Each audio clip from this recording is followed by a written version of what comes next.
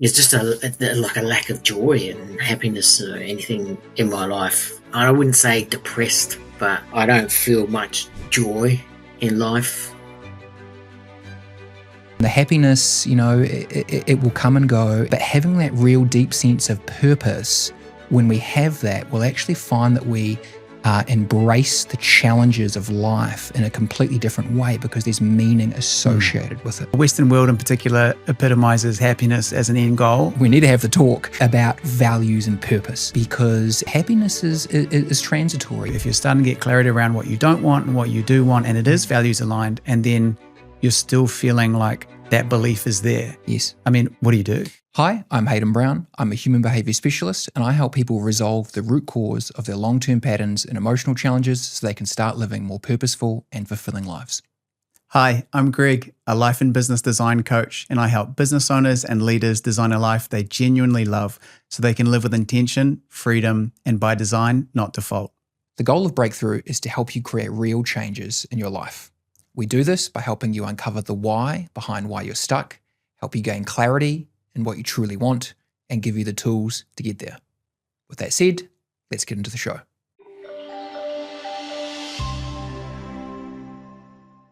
Greg, how are you? Yeah, I'm good, mate. I'm looking forward to it. It's great to finally be here. Absolutely. It's not that I'm expecting the viewers, listeners to know this, but it's been a long time coming with the show, the concept. We've had a few different formats that we've tested, and then a number of water leaks, insurance jobs, and actually building the set. Yeah, it's looking great now, and looking forward to diving into the content.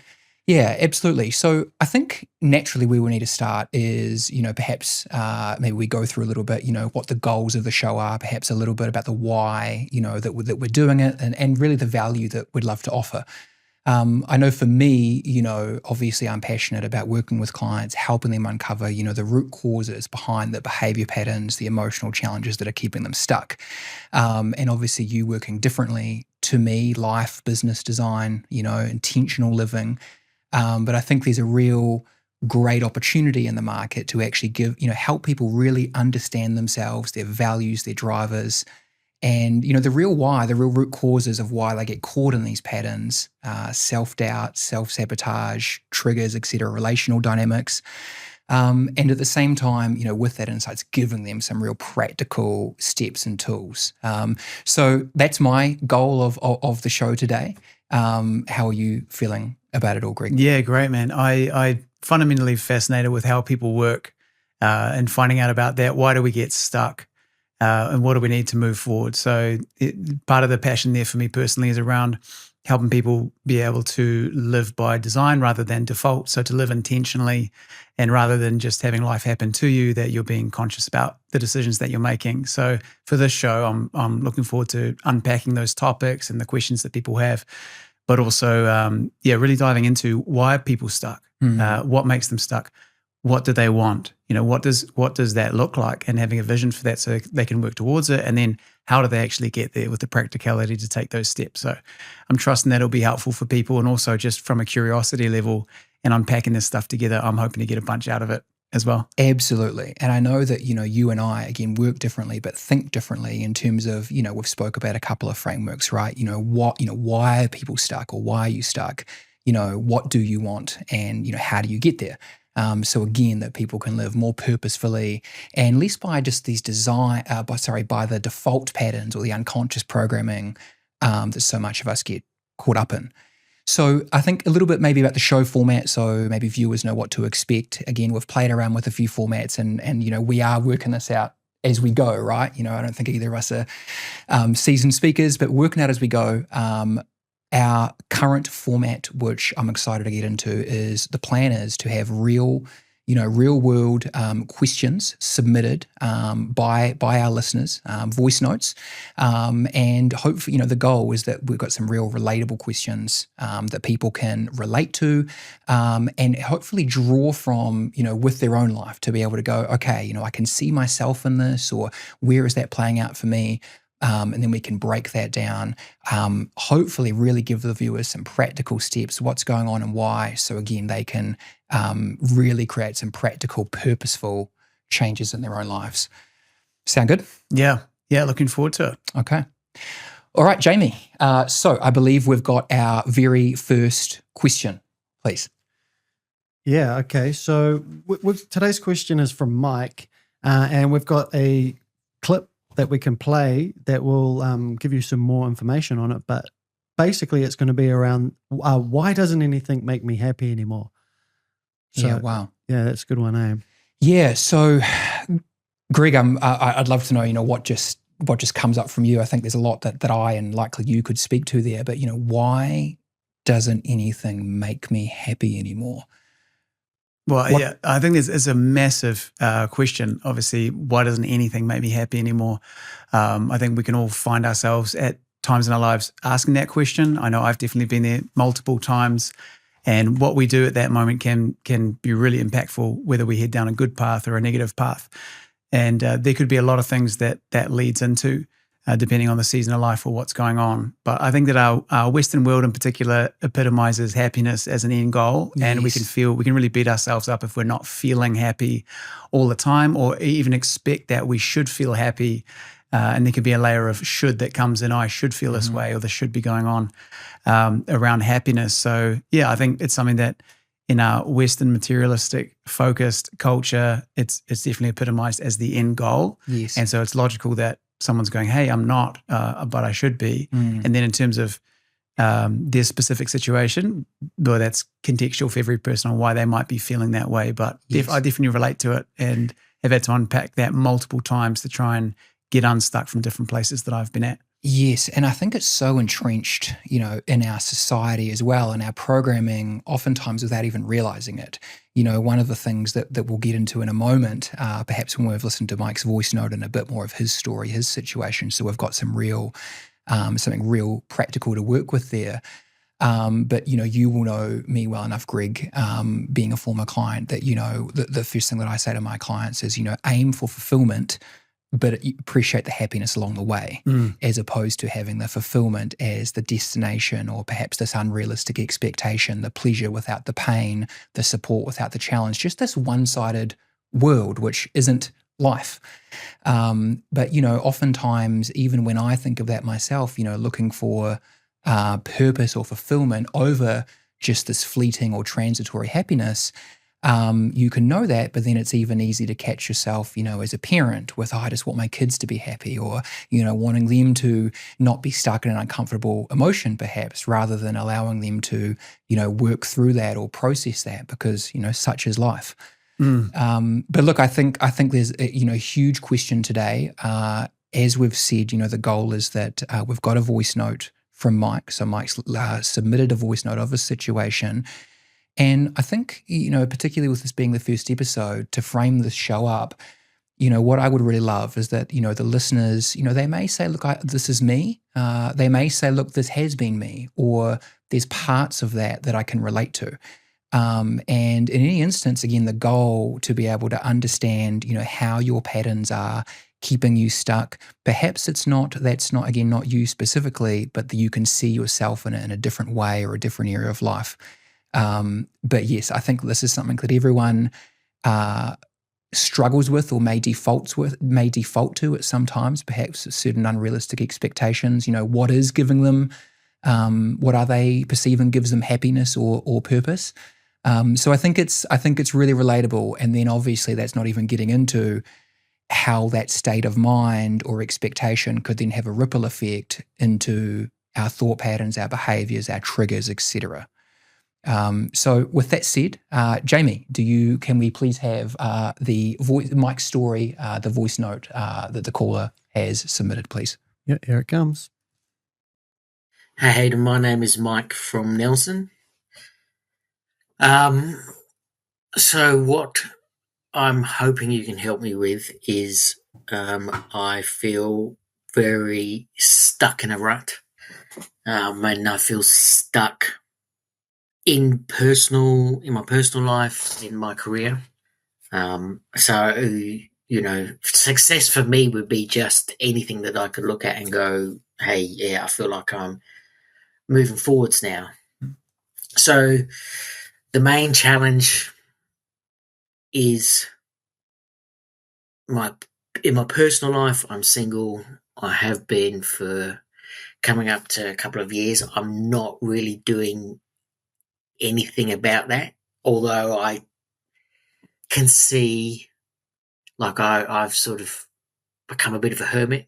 Like I don't socialize that much anymore. I have my kids half the time, and when I don't have my kids, I just work late. And then by the time I finish work, there's there's nothing to do. I sort of boxed myself in a way to not having any sort of social life, so the chances of really meeting anyone is small. So, and then in my work life,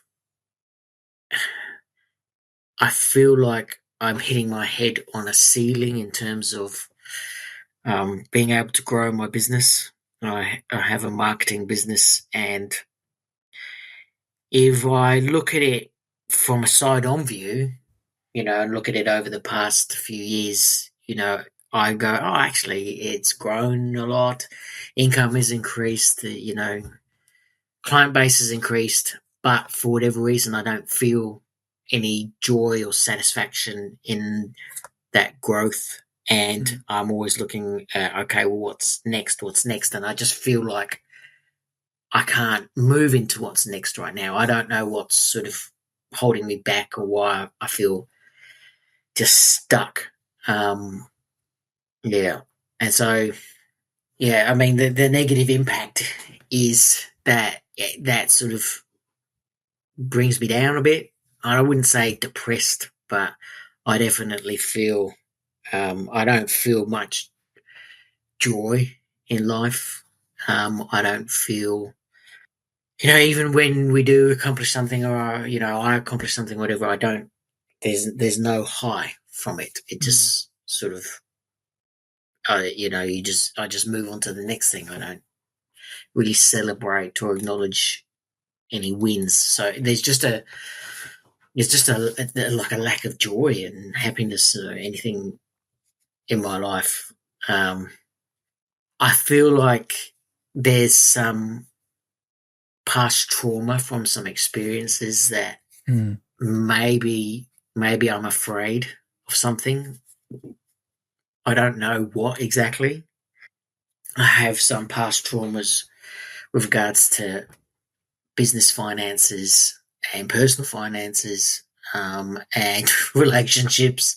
And just saying this, there's definitely some past trauma, and I feel like there is some fear. Okay. Greg. Well, just a few things. It's a decent number of things, and my number of different things we could cover from that. Yeah. What's your initial thoughts? Yeah, initial thoughts. I think,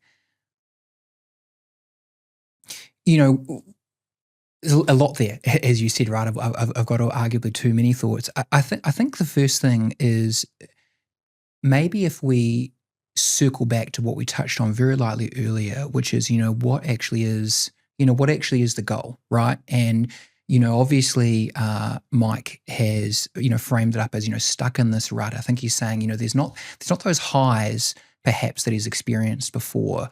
And maybe he's sort of perceiving that he's stuck in those lows a little bit more, not getting that same joy, from those things that he's been doing.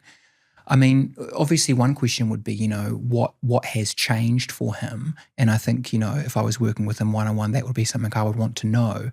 But I think, the low-hanging fruit for me there, again, is what we're saying before, of, what actually is the goal? To really set, I think, the foundation for this episode, and it's actually a great one being episode 1, is I think, we're going to find that, we need to have the talk about values and purpose.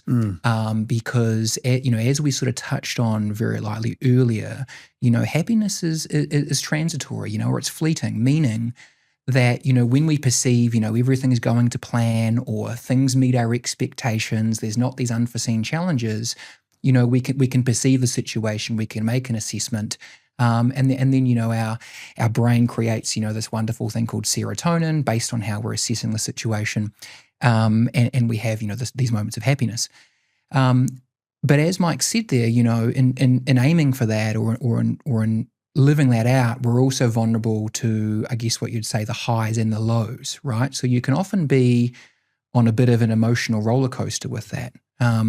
And, I do want to make it very clear that I'm certainly not saying that it isn't great to feel happy, that it isn't meaningful to have some pleasure in your life in that way. But I think, the first thing to establish is, what actually is going to be sustaining, okay?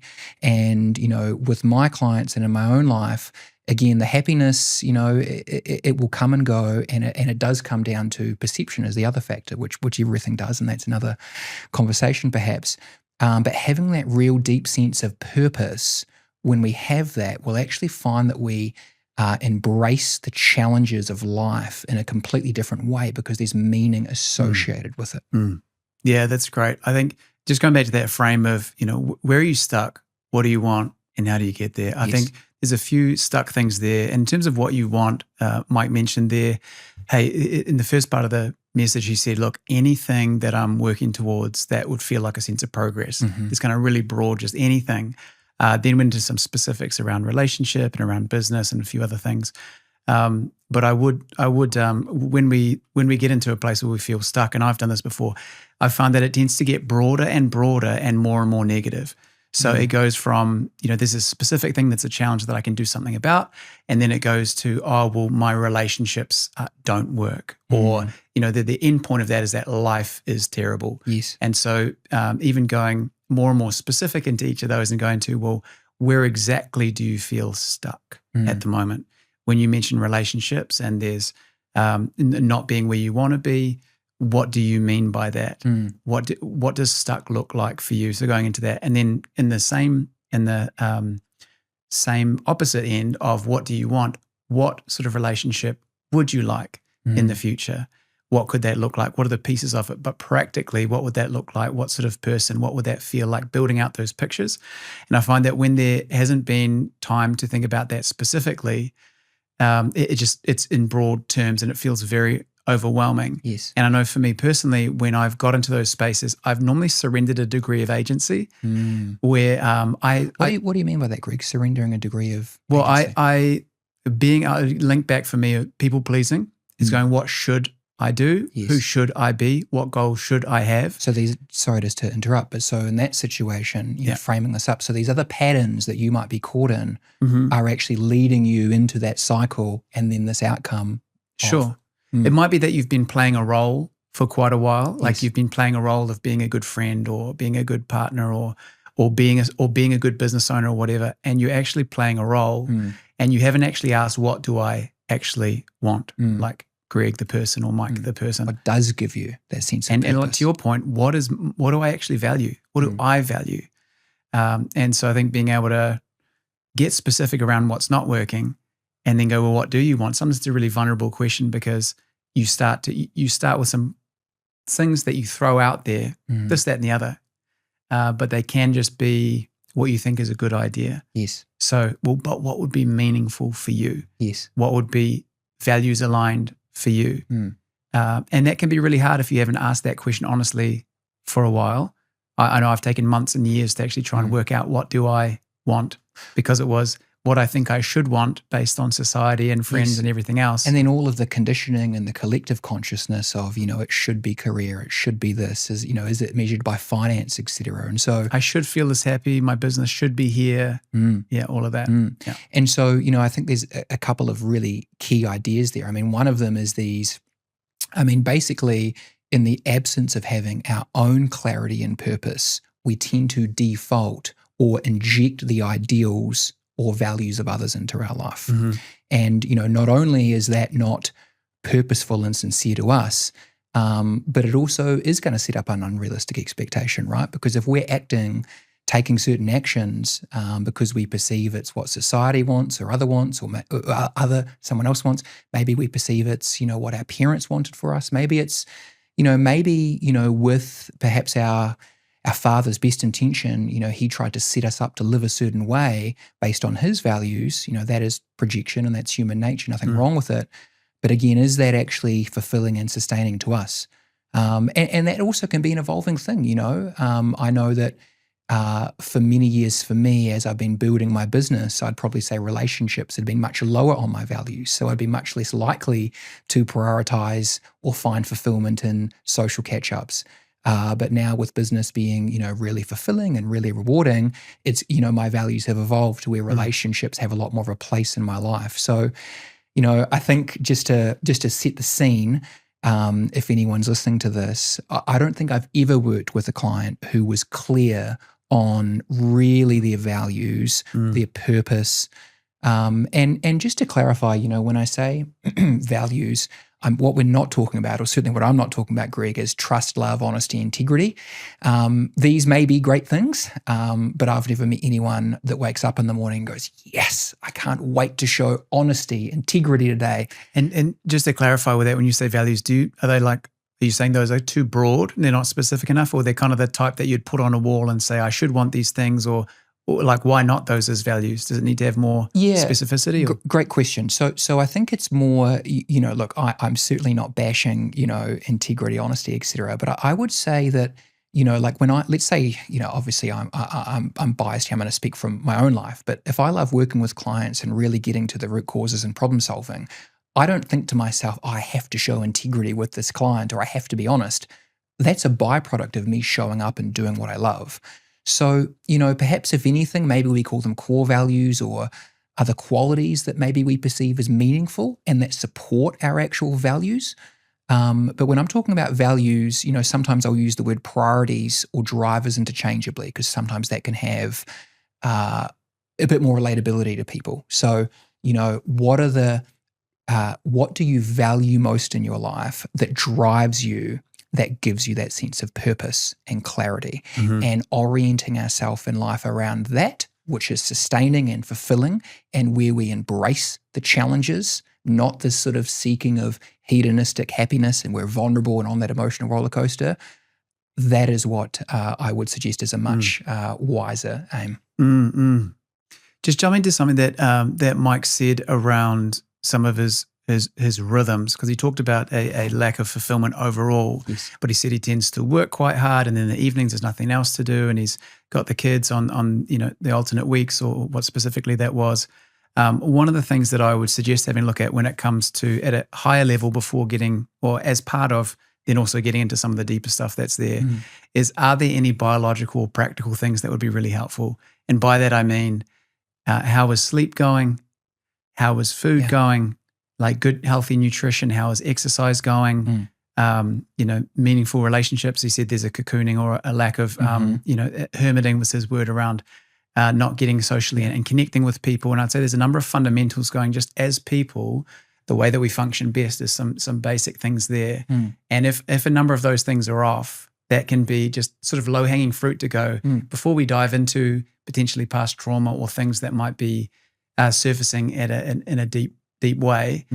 How are you going in each of these? And you might go, oh, well, I haven't exercised and I'm actually not eating very well. And you go, let's start with some practicals, do all those things, and not just go do them, but build those in as, being intentional, and see if you feel different. And I've been surprised sometimes that I'll go, hey, there's this really deep thing I need to work on, I need to journal, I need to wrestle, or I'm stuck in business. And I'll go, I haven't worked out for 3 weeks. Yes. And I'll do a hard workout and go, oh, maybe it was exercise, and I was thinking it was some deep thing from my past I needed to work on. So that's, you've come from the fitness industry as well, and what's your thoughts on that? I actually, it's interesting because I think, when you and I were dreaming up this show concept, I don't think we've ever once spoke about that really. But, what we have spoke about, obviously, Greg, is around the show, helping people understand themselves on a deeper level, but also making sure it's grounded in practical steps people can take, and that actually people can, use the show not necessarily as a substitute for therapy, but as a way to understand themselves and take more purposeful actions. And I think perhaps probably for the most part of the show, the purposeful actions will be about challenging some of the default programming where it's coming from. But also, yes, off the top of my head, sleep, relationships, big fan of fish oil, vitamin D, even creatine we were speaking about before the show, believe it or not. A lot of incredible research in creatine and mental health these days. It's not just for bodybuilders. But interestingly, I won't digress too much. Perhaps our backgrounds and stories are for another episode. But it was actually, my background in the fitness industry and then in the nutrition work that I was doing that actually got me into the deep psychology, the root cause psychology space. Because, you could, write the best nutrition plan for someone, and perhaps they can sustain that and they do have some real benefits in terms of their self-worth and their mental health, confidence through taking those steps. But if the psychology and the values aren't aligned, then it's not going to be sustainable. So just a little tidbit there about how that actually got me into this space. But yes, absolutely crucial for those fundamentals. So we'll obviously go deeper into Mike's call, but I'd love to know what were you thinking when you said that? I mean, we spoke about sleep. The research on relationships is very clear. Those who live longer, have closer relationships they keep in contact with. There's also some positive research around caffeine and coffee. Sure. Those people, for the people who enjoy coffee around there. But jokes aside, what were you Well, thinking? I just think, we want to get into why people stuck, where they want to be and how they can get there. And we can naturally go to the deep stuff. There's something big. There's something I need to work on. And that often is the case. But I just think sometimes we can miss some of the low-hanging fruit that is quite pragmatic. I know I naturally go, yeah, all of that stuff, but this, it's different with me. There's this big thing I need to work on. Yes. But I think just making sure that those things are being taken care of. And if not, just raising that level of awareness to say, okay, these things are fundamental. I'm in a body, a physical body. I have neurochemistry. I have a way that I work. As a human being, I need to tend to those things and be intentional with them. I don't get to bypass those things because I'm special. Yes. I need those things. And also, so just, we talk sleep, nutritional food, relationships that you can see and be seen and relate to other people, reducing screen time. There'd be a number of things. I mean, but I'm keen for us to move to other topics. But I think just looking at those, and not discounting them as they can be really helpful for our overall state and how we feel. But yeah, moving on to I think there's he was saying with the relationships, maybe that's like, there's a first thing when he said, hey, I'm feeling a bit stuck, would like to, any area of progress, feeling moving forward would be great. And there's values there. And sorry to interrupt, Greg, but I recall him, I believe, Mike mentioned that, shrinking, being a hermit and shrinking those social circles. So that's very interesting for me to think about, whether that's related to the trauma or there's a bit of self-sabotage there. But, in one regard, he's sort of implying that he values relationships, potentially having a partner, but on the other end, his actions aren't conducive to that. Yeah. So, I mean, those two things, we could put them together. Feel free to change it. But there's the friend aspect of hermiting, but wanting to be more relationally connected and hermiting in light of not doing that. And then a romantic relationship, saying, that was the first thing you mentioned. I'm not in a relationship, and not actively pursuing that at the moment. I mean, just from personal experience, when I've gone, I should do these things and move them forward, what I've found is that there's something that I want, but there's something really strongly that I don't want. And that's where the sort of stuckness, and maybe this is similar for Mike, is you experience this frustration of going, I really do want a romantic relationship. I really do want to have friends. I absolutely do.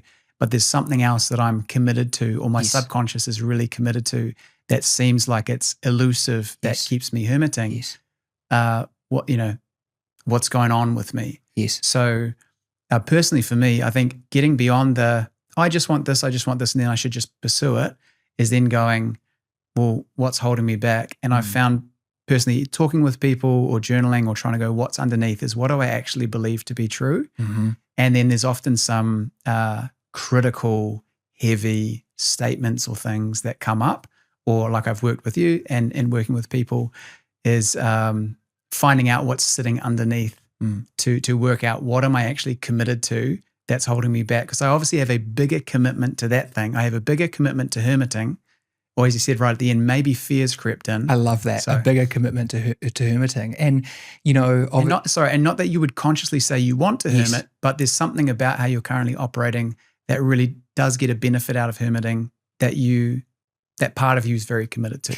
Absolutely, Greg. So, and I think, even just very quickly, that idea there comes to a real core tenet of the show, which is, if we can bring the unconscious programming, those unconscious beliefs, where they come from, conscious, meaning if we can actually have the self-awareness around it, then we actually create an opportunity to actually consciously choose from a different place. Because I find, with my clients, what tends to happen, and I'm not sure about Mike the caller, but, how easy is it to justify, I've just got to get through this? I can work late because this client needs this work, et cetera. And so we'll always find ways to justify our thought process. If we have a belief we're not good enough, we'll look for evidence to support that. If we have a belief that our friends don't value us, we'll hone in on things to support that. And so, first of all, I'm thinking that, there's a real opportunity there to bring conscious, what is driving us. And then, circling back to the values, contrast that to not what are we trying to seek or avoid based on past experiences, but actually what do we value, which is more sustaining. Yeah. So, just going into that, Greg, you said before about, what are we trying to avoid? Or maybe you said, what are we trying to run from? And again, absolutely gold, core tenet of, what I would call root cause psychology and absolutely every pattern that we're stuck in, and even belief, right? What is the experiences we've had where we've perceived more negatives than positives ultimately, where we've set up a certain belief, a certain thought pattern. A hidden commitment. Strong commitment. An unconscious agenda. Right. An unconscious agenda. Or, I loved when you said about, there might be, or the way I would put it is there might be goal one, and that might be to have a partner and to make some changes in our life. But goal two is to protect ourselves from being rejected. And so being a hermit may very well support that. Now, is that a wise goal? Not necessarily. I would say that's coming from past wounds, not wisdom and not purpose. But again, unless we're conscious of that, we're going to be influenced by that. And, in this case, for Mike or anyone else, I would like to think that there'd be a lot of listeners who can relate to this in some way. There's nothing wrong with you. This is actually, you've gone through pain. You've perceived it as disproportionately challenging, negative, overwhelming, traumatic, if you want to give it that label. And this is the brain trying to help keep you safe. And so I say to my clients, it's not about going, you're wrong, you're broken, but about understanding what's the operating system in the back of your mind. And perhaps we need to, challenge that and update to a new operating system. And also at the same time, give some clarity around what we're using that operating system for from a more purpose-driven perspective. So if I can ask a question, then if you say, if Mike is saying, look, I'm stuck here, and maybe there's some specificity that says, in what way? Well, if I were to break it down relationally, it feels like this, or this is what's going on. And then what do you want? Is, well, actually, this is the relationship I would like to have. It looks like this, and maybe some work around your values and what you actually want and working it out. And then you go and try and do it, and you find I'm still hermiting. I'm still there's a real resistance to doing this. And you're saying there's a belief that you've picked up, or there's something that's happened. And then you're actually running from as you running from. Yeah. So you're running from being rejected, which leads, that could be a belief or a thing that you have maybe an unconscious goal to experience or something to not experience. I mean, what do you do if you're starting to get clarity around what you don't want and what you do want, and it is values aligned, and then you're still feeling like that belief is there? Yes. I mean, what do you do? I mean, how do you shift that belief? How do you start to untangle that or start to move forward with alignment? Yeah. So, one of the, maybe just to frame this up, Greg, one of the things that you and I have spoke about in trying to build this show that it is practical for the viewers, et cetera, is again, A, what are your values? What do you want? B, where are you stuck? But and in uncovering what are those, what is the hidden motivations of the mind? And in this instance, the best exercise that I've found is actually challenging yourself, even writing out what are the benefits of the pattern you're playing out. Ooh. And that sounds like it requires a bit of honesty. It does require some honesty. And, just to set this up well, it's an interesting one because you could view it in a way and you could think, well, why would I want to sell myself on the benefits of being a hermit? Or why would I want to write out, what I'm getting out of this? Or even just to clarify, that's not saying that everything about being a hermit is great. You're not saying, oh, I love it and here's all the beneficial things, but how might I be benefiting? Absolutely. So it's okay. Yes, because you hit the nail on the head, and obviously you and I have spoke about these concepts a lot.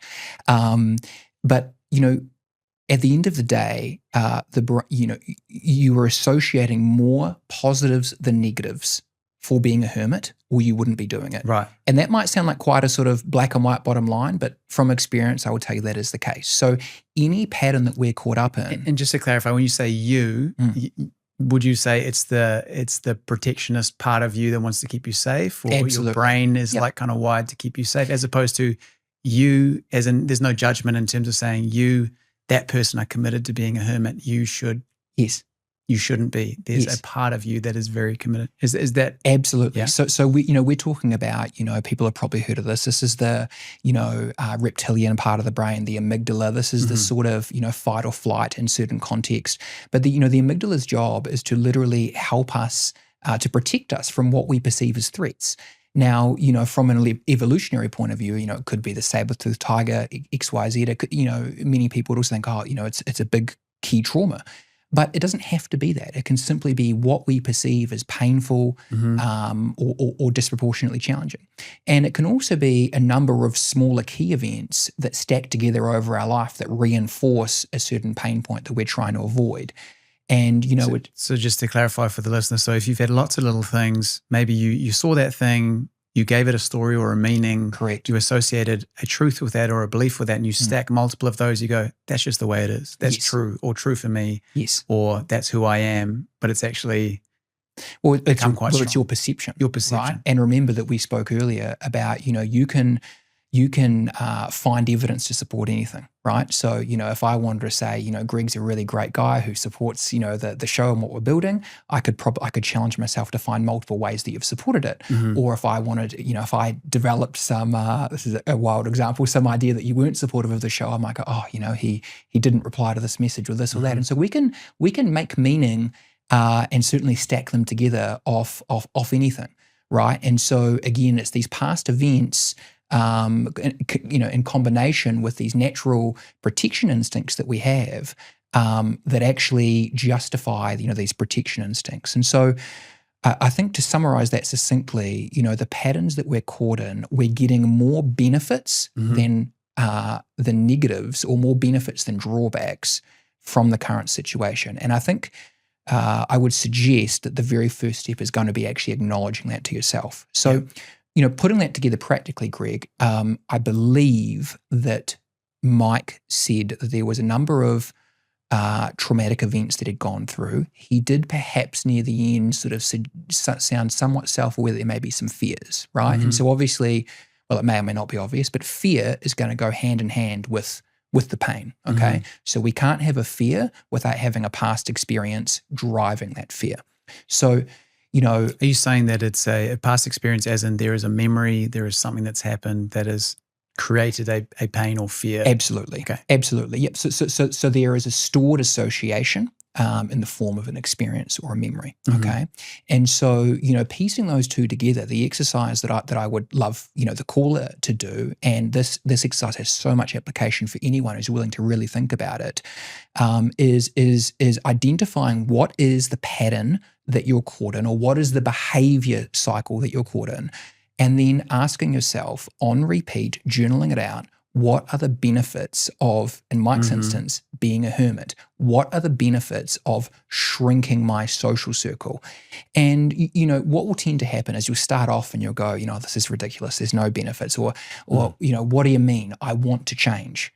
And this is again where we have the conflicting agenda. And so perhaps there is a goal, or maybe somewhere buried there is some form of clarity and values that perhaps the caller does value, relationships or getting out there or networking, whatever that is. But first and foremost, the brain is trying to protect him from these past experiences he's gone through. And so, what we may find, to give the listeners some examples, is it may be that we go, all right, well, one benefit of the caller shrinking their social circles is they don't have to risk saying the wrong thing. What's a benefit of that? They don't have to risk rejection. What's a benefit of that? I believe the caller mentioned that they had some financial trauma. Maybe they perceive that they're ashamed of their financial situation. Maybe they're holding on to some ideals of where they should be financially at this age, in their lifestyle. And so if they put themselves out, they might perceive that they have to confront some shame or some conversations they're not comfortable with. So, whether there's more to it or that or not, I think you see where I'm going. At a minimum, you would go, well, yes, with that logic, being a hermit means you don't have to risk being rejected. You don't have to maybe confront where you're not at with business or finances. And perhaps if you've got a fear of saying the wrong thing, doing the wrong thing, etc., you don't have to confront that as well. Mm-hmm. And so journaling that out, I would challenge anyone who's interested in doing this exercise to really try and get upwards of 30 benefits listed out. So 30 benefits of the pattern they get caught up in. And again, to summarize, this isn't to justify or reinforce it, but this is to go, what is the unconscious motivation behind this pattern? Because you wouldn't be doing it if it wasn't serving you or protecting you in some way unconsciously. So what is the benefit of, sounds like a great step. What is the benefit of writing that out? Like what does that do? Does it loosen the power of it? Does it make it conscious? Yeah. Does it just mean you go, I didn't realize that I was maybe committed in some way to this being my reality? Yeah, look, absolutely. Look, so I mean, first of all, it isn't crucial that you write it out, but it is more impactful. So, writing it out actually cements, the neural pathways in the brain. So it's oftentimes where, if you were to write some notes, perhaps you don't even read those notes back, but the act of writing it out, you're actually more likely to retain it. But I think the other thing is, these are real patterns that people get caught up in, and we do want this show to not be all deep in it, not too, maybe we love the deep conversations, but not too deep and abstract, but actually things that people can do something with. And so, I think when you're writing it out, in addition to how I said it's easier to cement the neural pathways in the brain, it's also easy. I mean, frankly, you'll take it more seriously. So I would be writing out, what specifically is the pattern you're caught up in. So I would be clear on that. And maybe there's multiple sides of the same coin. Maybe this pattern is multidimensional. But in the case of the caller, in the case of Mike, it might be a case of saying, all right, I'm withdrawing socially, right? So it's identifying withdrawing socially, and you have that as the header. And then below that is, what are the benefits of withdrawing socially? And again, what you'll find is you'll get one or two ones that might come up easily, and you might go, okay, I don't have to, risk saying the wrong thing. And then you go, what is the benefit of not risking saying the wrong thing? Mm-hmm. Oh, well, I don't have to confront this. What's the benefit of doing that? Oh, well, that's not one more failure, or et cetera, et cetera. And so you'll find that if you apply yourself and you write them out and you stack them, you'll go quite deep quite quickly. And again, this purpose of this show, and frankly, with really giving some practical tools, is if you can bring those unconscious motivations behind this cycle conscious, there is so much purpose in that. And then really there is that opportunity for real emotional freedom to start choosing. I mean, I recall Mike saying that he wants to change, but he doesn't know the why behind the pattern. Mm-hmm. So if we can uncover some of these root causes, some of the why behind the pattern, I think that's where the self-awareness and the mastery can begin. Awesome. So in terms of then, Mike, in any listener becoming aware of maybe what's going on, finding the process or the pattern, writing down what the benefit of the stuck behavior might actually be giving them, Yes. they become aware and conscious of those things, and listing out, I think you said about 30, that you realize, oh my gosh, I actually might have a goal to achieve, to be having this behavior. Yes. How do they then move that forward? Are they then going to take a small step in that direction, Yes. and then see what happens and keep doing this process? Or how do they then, besides going, cool, there's a big reason why I'm hermiting, or you got these other things, how do they take a first step forward if they're taking a brave step to acknowledge that? Yes. What could they do after that to start moving forward? Great question. And look, I mean, obviously this is very we could take this very far, right? And again, it really depends on your level of awareness and how far you're wanting to take it. But the ultimate goal of this exercise would be to actually uncover what I would call uncover the why. So uncover what you will find is you will get to one of those and you will feel it. You will go, wow,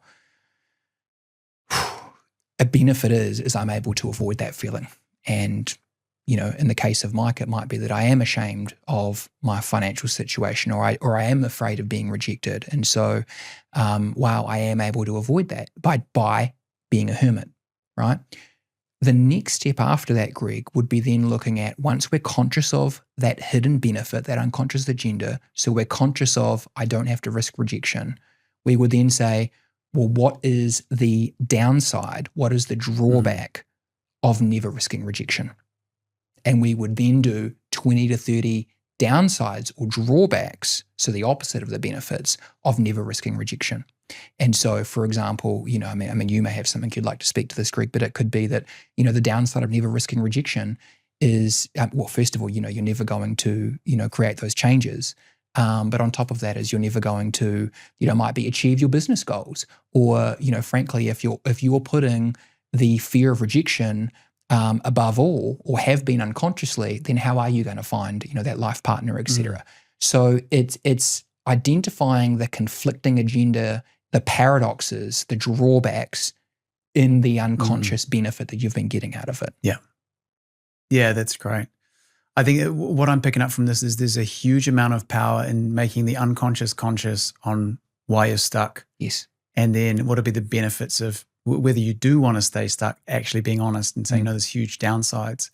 And then what you're going to commit to or take a step towards moving forwards. One thing for me would be tall poppy syndrome in New Zealand, going, what are the benefits of embracing tall poppy syndrome or not building my business or doing something like that? And there's actually a big list of what you get to avoid by what a great example by doing that. And then what are the drawbacks? And long-term regret, not building your business, not helping, caring what people think about you and all of that. And then going, well, and then what I'm hearing you say is going, well, from those places, you can then start to choose, well, what do I want? Yeah, that's a huge takeaway for me. Yeah. Great. Yeah. And, a lot of what we've said here obviously will be unpacked in much more detail in future episodes. And so, just for those listening, I think clearly the expectation, if it does sound a bit abstract, maybe you go back the last 10 minutes, re-listen to that exercise, take some notes. But also, clearly we'll be going through other callers and other episodes, other scenarios to really apply this, make it more practical and, looking at the different ways that you can move through that. But Greg, I think hopefully going back to that word, a purposeful first episode for us, for the listeners, and I think mission accomplished with our first episode. And thank you for joining me, mate. Yeah, awesome. I've enjoyed it, Mike. All the best, mate. If you listen to this afterwards, and we've really enjoyed diving into this. Yeah, great. So thank you very much for, if you're listening along to our very first episode, thank you so much for being part of the journey. If you would actually love to have your question answered or apply to have it answered, you can go to our new website, breakthroughpod.com, and you can leave us a little voice note and apply to go on the show. If you've got value from this show, please let us know. Leave us a comment if you're on YouTube. If you leave us a review, that would mean the world to us. It helps us actually get the show out there while we're in the early stages of building it. And other than that, we will see you for the next episode.